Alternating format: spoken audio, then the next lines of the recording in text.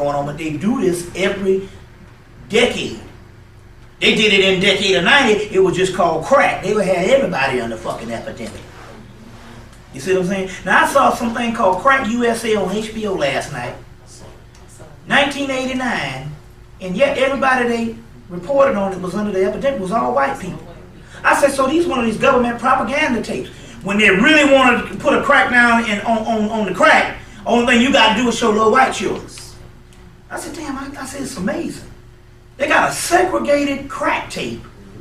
They didn't have one fucking black person that was a victim of it.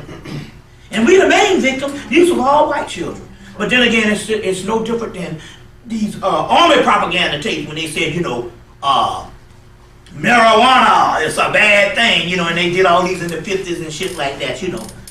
And all, you know, even in the 1950s when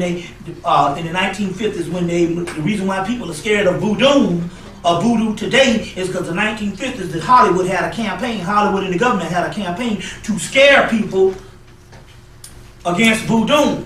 After all, it did create the only black republic in the Western Hemisphere, Haiti. You see what I'm saying?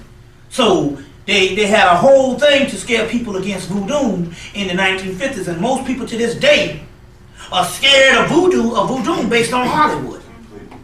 You see what I'm saying? Based on Hollywood. I mean, and when you study voodoo, there's hardly any, the little part about the voodoo doll, you hardly even see that. Every now and then that might come up, but it's almost non-existent almost in the whole study of voodoo. You get any books, they never really talk about the doll, but they put this doll thing throughout Hollywood on into the damn 70s.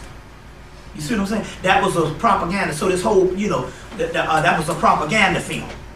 You see, that dealt with that whole thing. So we still talking about mind control, but remember, on the other hand,